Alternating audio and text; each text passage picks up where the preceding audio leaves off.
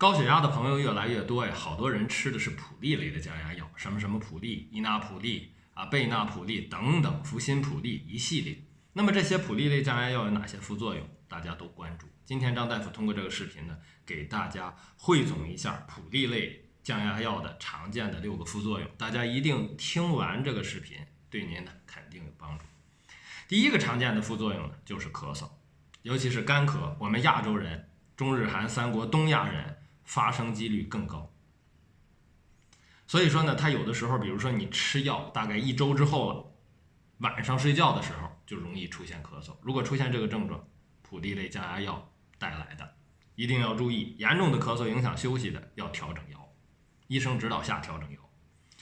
第二个就是导致这种肾功能的恶化。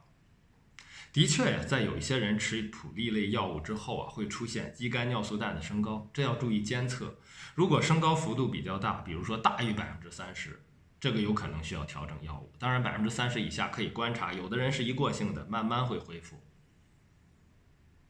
所以说呢，这也需要医生指导下调整用药。再一个就是导致血钾的升高，尤其是在使用这个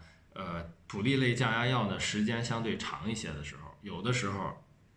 老年人、肾功能不良的、心衰的，甚至同时合用保钾利尿剂的人，容易出现钾高。钾高呢，可以带来灾难性后果，比如说恶性心律失常，所以说还不能忽视，需要重视。再一个呢，这个普利类的降压药呢，我们需要注意的副作用呢，就是体位性的低血压。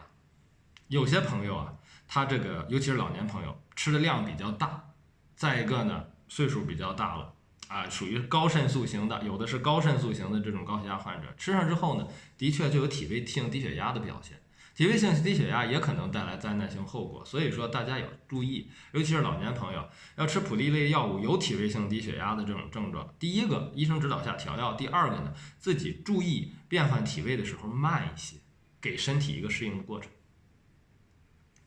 同时啊，这个普利类的降压药还可以导致血管神经性的水肿。你比如说比较轻的症状，就仅仅是胃肠道的不舒服；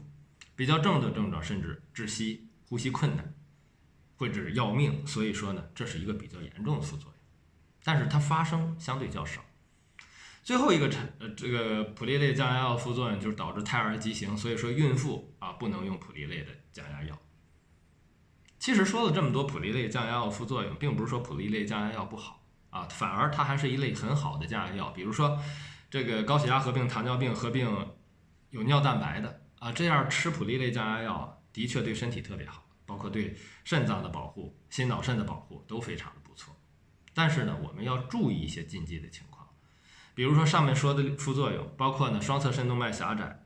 高钾血症、孕妇、过敏的人，这个都不能吃这个普利类降压药。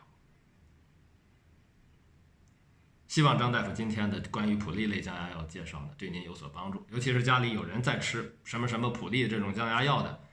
可以把这个视频转给他，至少呢让他脑子里有根弦啊，知道有相关情况出现的时候呢，这是普利类降压药导致的。